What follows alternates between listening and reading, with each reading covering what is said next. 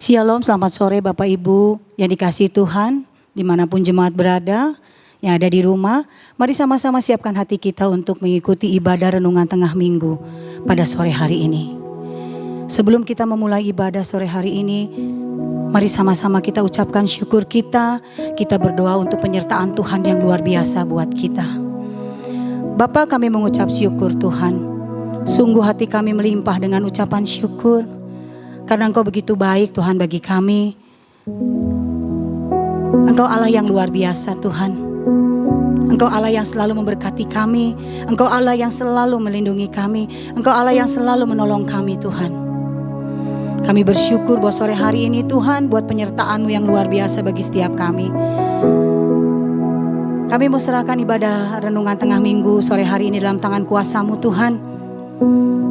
Biar firman, pujian, penyembahan yang akan kami naikkan Tuhan, itu semua untuk memuliakan Engkau. Setiap firman yang ditabur sore hari ini menjadi rema dalam kehidupan setiap kami. Biar kami menghidupi Tuhan dengan firman-Mu, dengan perkataan-Mu Tuhan. Terima kasih Yesus Tuhan, terima kasih. Kami serahkan ibadah renungan tengah minggu sore hari dalam tangan kuasa-Mu. Hanya di dalam nama Tuhan Yesus kami semua orang percaya katakan amin. Mari sama-sama kita angkat satu pujian. Engkau alasan selama kami hidup. Karena kami hidup karena anugerah-Mu Tuhan. Engkau yang memilih kami. Engkau yang menyelamatkan hidup kami. Yesus, pegang erat tangan-Mu.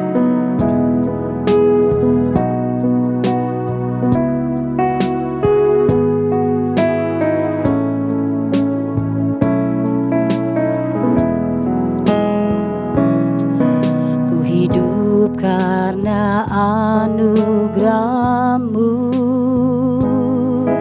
tiada satu pun dapat ku banggakan, semua karena cinta-Mu. Ini hidupku, pimpin jalanku, Yesus pegang erat tanganku.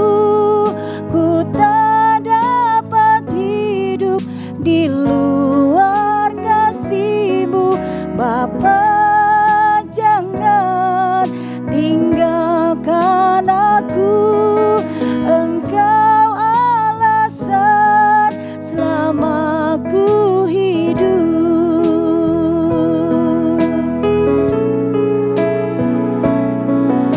Kasih-Mu mengubah hidupku.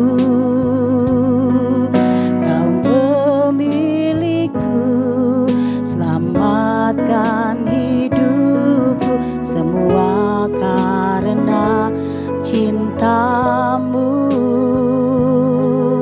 Ini hidupku, pimpin jalanku, Yesus pegang erat tanganku. Ku tak dapat hidup di luar kasih-Mu. Bapa, jangan tinggalkan aku. Engkau alasan selama ku hidup.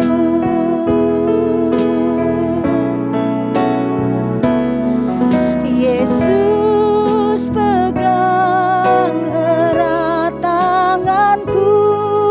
Ku tak dapat hidup di luar kasih-Mu. Bapa, jangan tinggalkan aku. Engkau alasan selama ku hidup. Yesus pegang erat tanganku. Ku tak dapat hidup di luar kasih.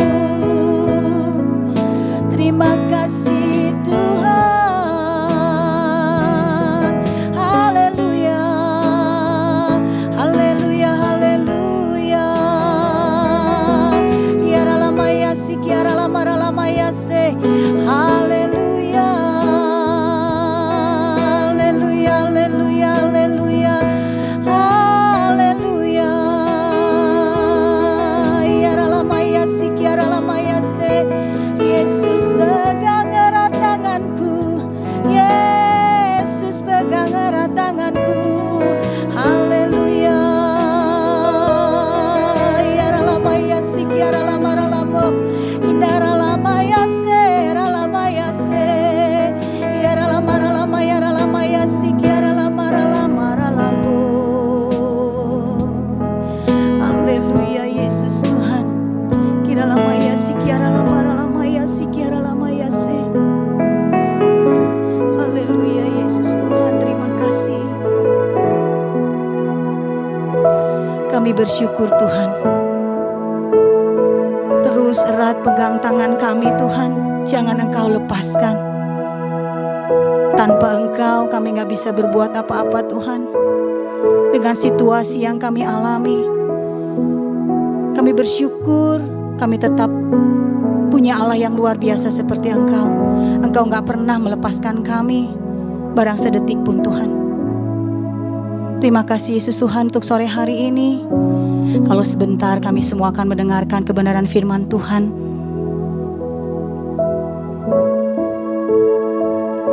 Engkau urapi setiap kami Tuhan. Biar kami bisa melakukan firman Tuhan setiap hari dalam kehidupan setiap kami Tuhan.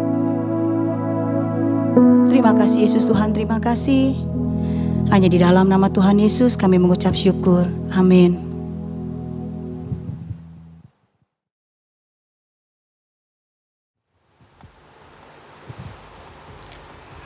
Shalom Bapak Ibu Saudara sekalian, jemaat Tuhan GBI Kebonjati dimanapun berada, selamat berjumpa, selamat sore dalam acara Renungan Tengah Minggu pada hari ini Kamis tanggal 2 September tahun 2021.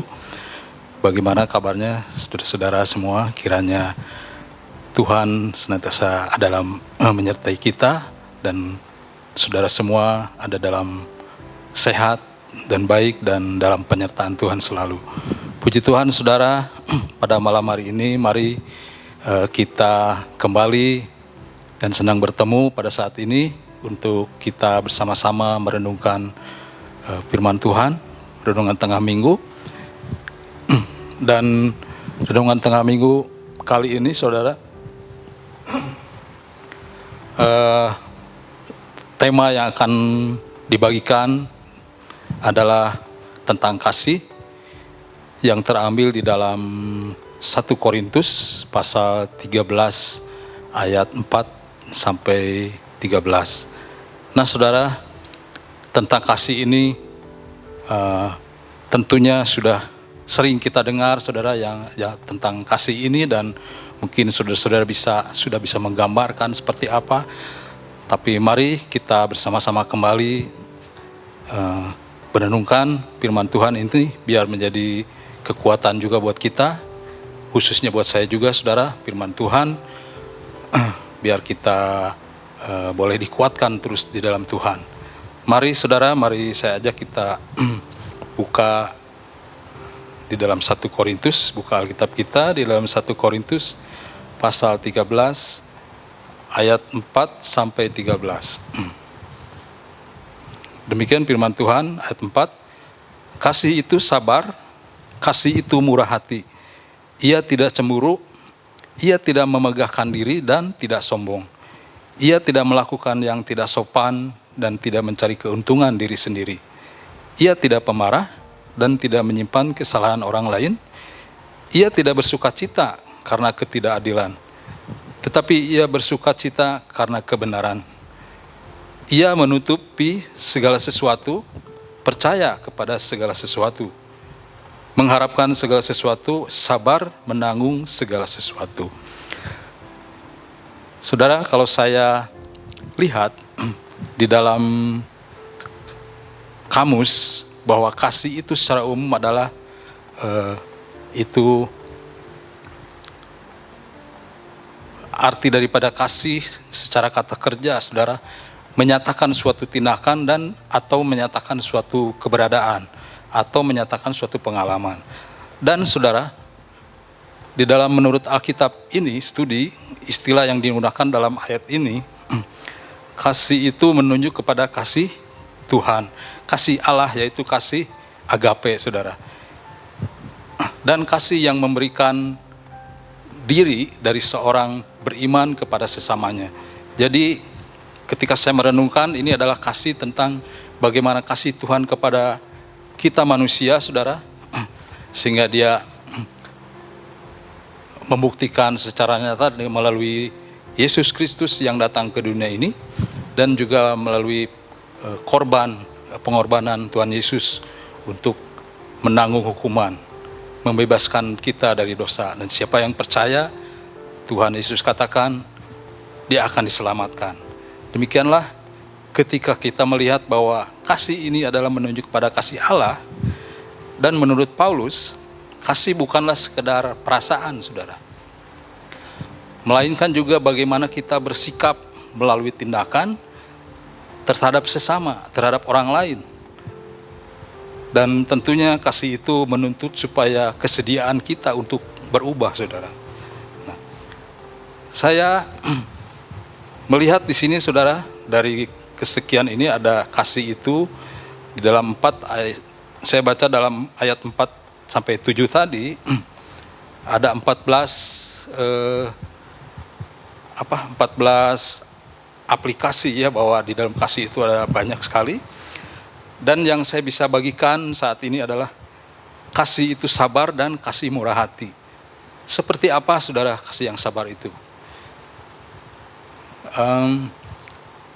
Sabar, saudara. Sabar itu tidak lekas marah, saudara. Dengan kata lain, tidak lekas marah atau tahan menghadapi cobaan. Atau bisa juga tidak lekas putus asa atau tidak lekas patah hati, saudara. Nah, kalau berbicara dengan sabar, saudara, mungkin nanti ada kesaksian bagaimana sabar itu, saudara, ketika saya mengalami kerugian karena tidak sabar, saudara. Dan kalau kita perhatikan, saudara, sabar ini kadang-kadang sesuatu tekanan, ya, sesuatu peristiwa atau yang menekan kita bertindak supaya sabar. Ini kita bisa cerna bahwa ini, kita bisa simpulkan bahwa ini adalah bagaimana keberadaan kita supaya kita bisa sabar. Jadi ketika sabar itu bersifat ketika kita mendapat tekanan, kita harus bisa sabar, mengendalikan diri, saudara. Dan kesabaran ini kita bisa lihat di dalam teladan daripada Allah sendiri. Bagaimana kita ingat, saudara, perumpamaan dalam anak yang terhilang, bahwa Tuhan Allah yang diumpamakan sebagai Bapa itu begitu sabar, saudara, menunggu anaknya yang terhilang itu untuk kembali. Jadi anaknya yang sudah jauh daripada dia, bahkan melakukan kejahatan, bahkan melakukan sesuatu yang di luar kehendak daripada Tuhan, dia sabar menunggu kembalinya anak tersebut. Itu yang ada di dalam kisah perumpamaan itu dalam Lukas, ya, Lukas 15, kalau nggak salah 15 ayat 1 sampai berapa gitu ya. Nah, disitulah Tuhan menunjukkan bahwa Allah itu kasih, saudara. Dalam hal kesabaran ini, Allah sabar menunggu akan anak-anaknya yang sudah jauh daripada Tuhan.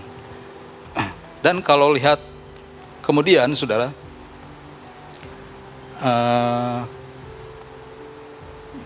artinya, saudara, kasih ini timbul dari kasih yang bersifat sabar ini timbul dari hati kita.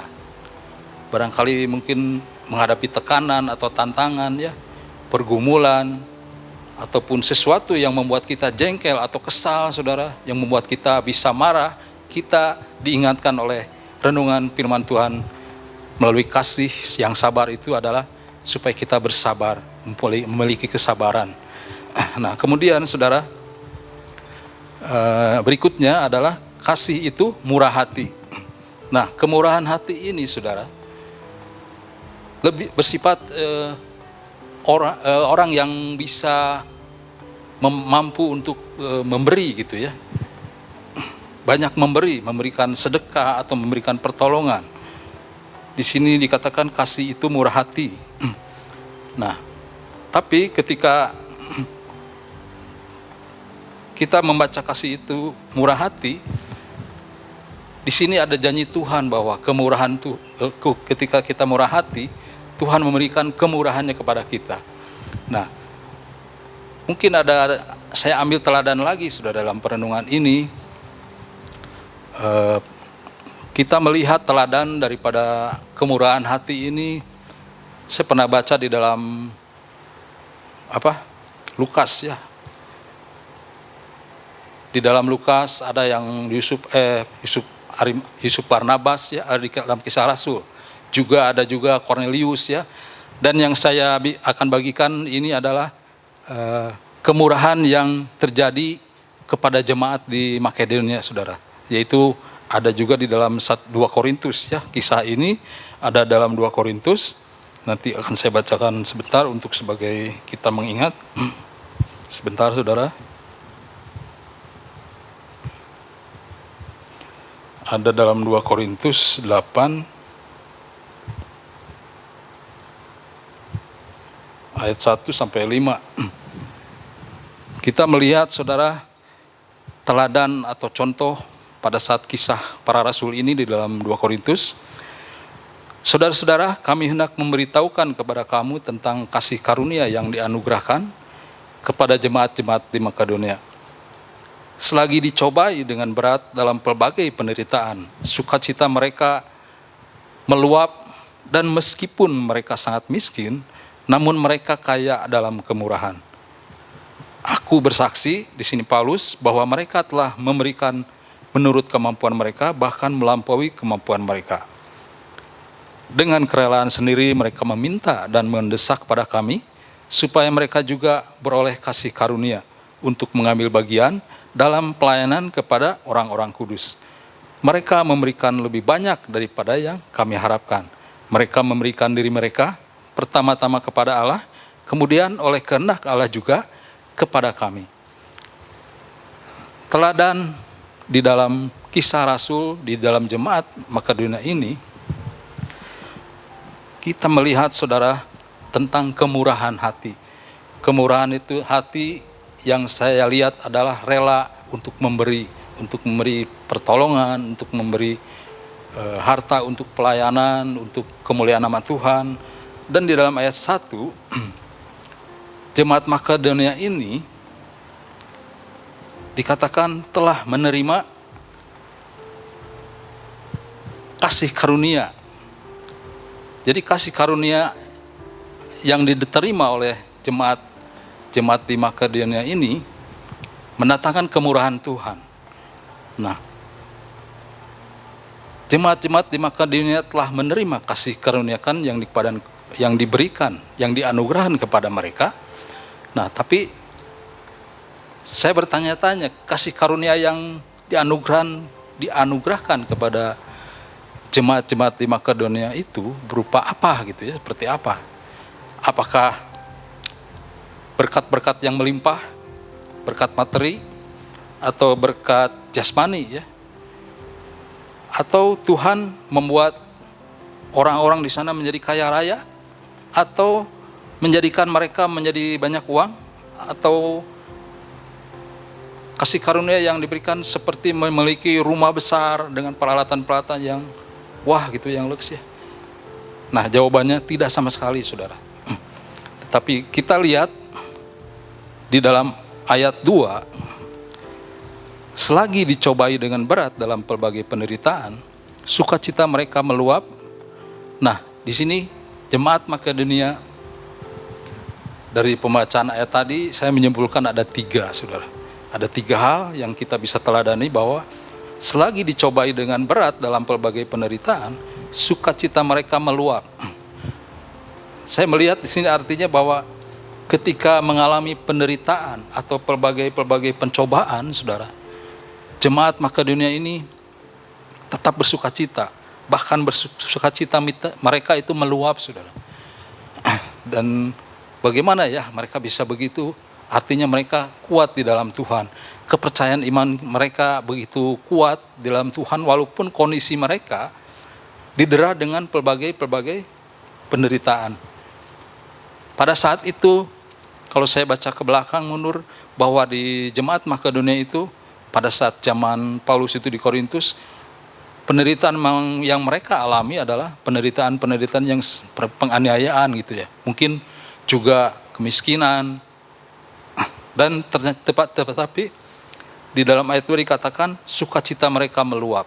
Tetapi mereka tetap iman percaya mereka kepada Tuhan begitu kuat. Jadi luar biasa saudara kalau melihat dari kisah Rasul 8, 2 Korintus 8 ayat 1 sampai 5 ini. Yang kuat di dalam iman kepada Tuhan, itulah akhirnya Tuhan begitu supaya Tuhan melihat kekuatan mereka begitu dekat dengan Tuhan, dan kita melihat bahwa iman kepada Tuhan itu akan bisa mengalahkan penderitaan-penderitaan atau pencobaan yang mereka alami. Kemudian hal yang kedua saudara, dan meskipun mereka sangat miskin, namun mereka kaya dalam kemurahan. Nah di sini dalam ayat ini, ketika mereka walaupun mereka sangat miskin, namun mereka kaya dalam kemurahan. Jadi dikatakan dalam jemaat di Makedonia ini miskin, artinya mungkin ekonominya mungkin di bawah atau gimana ya. Tapi mereka kaya dalam hal kemurahan. Mereka senang membantu gitu ya, memberikan pertolongan, bahkan memberikan support kepada Paulus karena mereka kuat di dalam Tuhan. Dan dikatakan di sini ketika mereka memberikan murah hati, mereka ada dalam kemurahan Tuhan. Di dalam ayat 2 jelas dikatakan kaya dalam kemurahan. Dan yang Rasul Paulus pun dalam bentuk mereka telah memberikan menurut kemampuan mereka, bahkan melampaui kemampuan mereka. Kalau kita pikirkan jemaat di Makedonia ini termasuk orang-orang yang mungkin tidak kaya-kaya gitu ya, tetapi mereka miskin. Tetapi dengan kondisi mereka masih tetap bisa memberi, menyisihkan kepentingan mereka untuk kemuliaan nama Tuhan. Di sini dikatakan bahwa mereka telah memberikan menurut kemampuan mereka, bahkan melampaui kemampuan mereka. Nah inilah kita bisa bayangkan ya, walaupun mungkin seperti apa mereka memberi melampaui kemampuan mereka. Jadi pada waktu itu Rasul Paulus dan tim pelayanannya melihat bahwa pengorbanan mereka itu melebihi dari kemampuan mereka. Jadi untuk pelayanan di Rasul Paulus sendiri ya, untuk di Yerusalem. Nah, hal yang ketiga yang saya lihat ya, jemaat Makedonia ini memiliki rasa murah hati gitu ya. Dengan kerelaan sendiri mereka meminta dan mendesak kepada kami supaya mereka juga beroleh kasih karunia untuk mengambil bagian dalam pelayanan kepada orang-orang kudus. Nah, mereka dengan rela hati bahkan menyatakan dengan kerelaan sendiri mereka meminta untuk supaya bisa melayani, bisa beroleh kasih karunia untuk mengambil bagian dalam pelayanan kepada orang-orang kudus. Di sini mereka tetap di sini ada sifat memberi, bahwa mereka siap melayani Tuhan karena mereka beriman dengan kuat dalam kondisi apapun, siap melayani Tuhan. Nah, renungan firman menguatkan khususnya saya dan saudara-saudara, kiranya ini menjadi berkat bahwa ketika kita siap melayani Tuhan, kita mau memberi hal apapun, saudara, kita memberi untuk kebaikan, Tuhan pasti senang, saudara. Karena dikatakan seperti tadi ya di dalam 1 Korintus pasal 13 ayat 4 sampai 13, kasih itu sabar dan kasih itu murah hati dan seterusnya.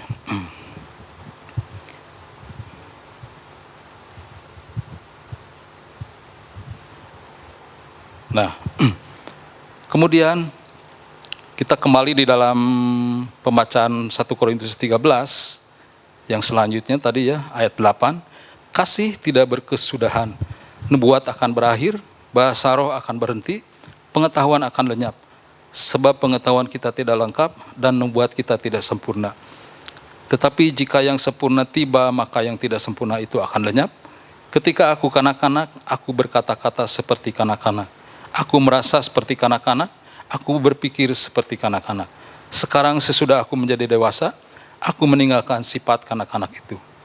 Karena sekarang kita melihat dalam cermin suatu gambaran yang samar-samar, tetapi nanti kita akan melihat muka dengan muka. Sekarang aku hanya mengenal dengan tidak sempurna, tetapi nanti aku akan mengenal dengan sempurna, seperti aku sendiri tidak tengah. Hal yang kedua, saudara, bagaimana kita mengaplikasinya kasih itu, sampai kapan kasih itu tidak berkesudahan. Artinya selama kita hidup, mari kita, saudara, memakai aplikasi kasih ini tidak berkesudahan. Artinya sampai selama kita hidup, sampai kapanpun. Di dalam ayat 9 ini, di dalam ayat 8, kasih tidak berkesudahan. Artinya kasih itu terus menerus, saudara. Nah, bagaimana, saudara? Bisakah kita melakukannya? Oh, sulit. Ya, memang sulit kalau saudara ada masih dalam kekuatan sendiri. Kalau memakai dengan keegoisan kita tentu sulit. Tetapi ada yang menolong, saudara, yaitu Roh Kudus. Roh Kudus yang menolong. Oleh karena itu, mari melalui perenungan ini kita dikuatkan supaya kita tetap memelihara, supaya kita tetap mengandalkan Tuhan melalui pertolongan Roh Kudus. Nah, hal yang ketiga, saudara, di sini ada janji Tuhan. Saya mencari, saudara, janji Tuhan seperti apa, saudara, buat orang-orang yang bisa melakukan kasih. Dan tentunya orang percaya, saudara, kita harus bisa supaya kita melakukan kasih itu. Nah, janji Tuhan, saudara, saya bagikan ada di dalam Matius, ya, sebagai ayat terakhir. Ayat ada di dalam Matius pasal 5 ayat 7. Nah, di sini saya melihat, ya, bahwa ini adalah firman Tuhan dan perkataan Tuhan Yesus sendiri, bahwa siapa yang melakukan kasih, kemurahan hati, itu akan menjadi orang-orang berbahagia. Jadi bahagia itu tidak hanya ditentukan oleh materi atau harta, saudara, atau apapun, tetapi Tuhan Yesus katakan, Matius 5 ayat 7, berbahagialah orang yang murah hatinya, karena mereka akan beroleh kemurahan. Jadi, mari kita senang supaya kita bisa berbahagia, ya. Mari kita minta pimpinan Tuhan, pimpinan Roh Kudus, supaya kita mampu melakukan kehendak Bapa melalui ajaran Tuhan tentang kasih ini. Dan sumber dari semua itu adalah Allah adalah kasih. Dan supaya kita mau berbahagia, marilah kita diingatkan untuk melakukan hal-hal yang seperti tadi kita renungkan. Saudara, kiranya ini menjadi berkat dan kekuatan buat kita. Kasih yang dikehendaki Allah dari kita umatnya adalah kasih yang nyata dan terbuka menjangkau sesama. Nah, kesaksian yang sedikit, ya, maaf saudara, sedikit lagi tentang kesabaran, saudara. Mungkin profesi saya sekarang ini dikatakan sebagai driver online, ya, dituntut untuk kesabaran. Jadi aturannya mau tidak mau, ya, yang namanya kita berbisnis atau berdagang, melayani customer itu adalah diibaratkan seperti seorang raja.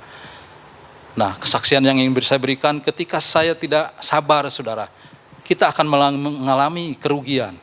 Contoh ketika ada orderan gitu, ya, memang sih apa yang membuat saya tidak sabar itu ada alasannya, ya. Ketika ada orderan masuk, tujuan dari titik jemput sampai tujuan itu begitu dekat, ya.